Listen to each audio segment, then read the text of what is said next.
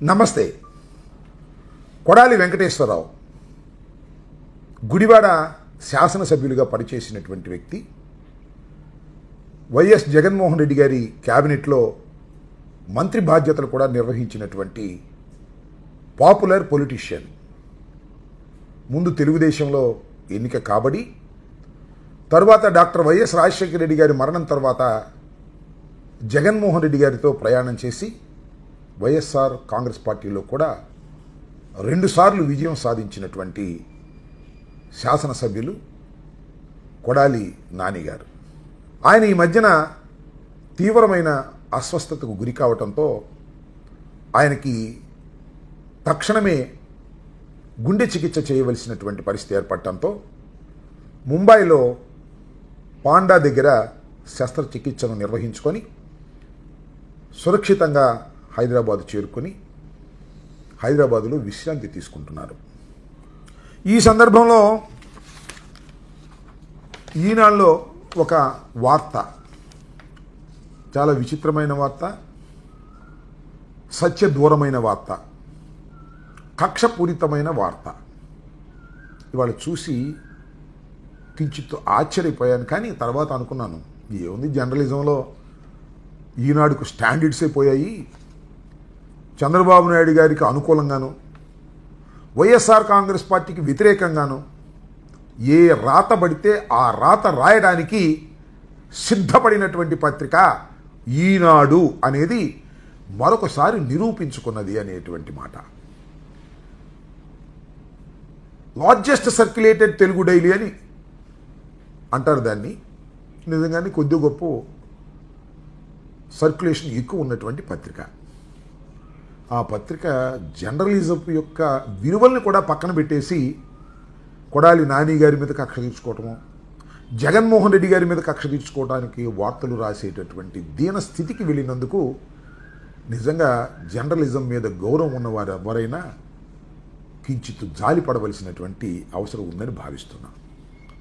ఆ వార్త ఏంటంటే, కొడాలి నాని అమెరికా వెళ్ళిపోతున్నాడు, ప్రస్తుతం హైదరాబాదులో విశ్రాంతి తీసుకుంటున్నాడు. ఆయన మీద అనేకమైన కేసులు ఉన్నాయి కాబట్టి ఎప్పుడైతే ఆ కేసులు ఆయన చుట్టుముడతాయి అనేటువంటి ఉద్దేశంతో కొడాలి నాని గారు వెళ్ళిపోతున్నారు అంటే ఒక విధంగా ఆ మాట రాయలేదు. కానీ చంద్రబాబు నాయుడు గారి దెబ్బకి, రెడ్ బుక్ దెబ్బకి, లోకేష్ దెబ్బకి భయపడి అమెరికా పారిపోతున్నాడు హో అనేటువంటి అర్థం గోచరించే విధంగా ఈ వార్త రాశారు. ఇక్కడ నేను ఒక విషయాన్ని చాలా స్పష్టంగా చెప్పదలుచుకున్నాను. మీరందరూ కూడా తెలుసుకోవాలి. ముఖ్యంగా ఈనాడు కిరణ్ గారు కూడా తెలుసుకోవాలి. కొడాలి నాని గారికి ఇంతవరకు పాస్పోర్టే లేదు. దేశం విడిచి వేరొక దేశం వెళ్ళినటువంటి సందర్భమే లేదు. మరి పాస్పోర్ట్ లేకోకుండా ఆధార్ కార్డు మీదే మరి అమెరికా ఎలవ్ చేస్తారో నాకు తెలియదు. నీ కోపం ఉంటే ఉండొచ్చు. అమెరికా పారిపోతున్నాడు, అమెరికా వెళ్ళిపోతున్నాడు అని వార్తలు రాసి ఆయన్ని అన్పాపులర్ చేయాలని ప్రయత్నం చేయటం ఏమైనా ధర్మమైనటువంటి అంశమేనా? జర్నలిజంలో ఇది తగునా? ఈ సందర్భంలో మరొక విషయాన్ని కూడా చెప్పదలుచుకున్నా. కొడాలి నాని గారు అస్వస్థతకు గురి అయినప్పుడు ఎన్ని వార్తలు రాశారండి. సోషల్ మీడియా కానీ పచ్చపత్రికలు కానీ ఎన్ని రాశాయండి. అసలు కొడాలి నానికి అసలు ఎంత తీవ్రమైన అస్వస్థత అంటే అసలు చికిత్స కూడా చేయడానికి వీల్లేదని డాక్టర్లు చేతులు పైకెత్తేశారనేటువంటి వార్తలు రాసి కక్ష తీర్చుకునే కార్యక్రమం చేశారు.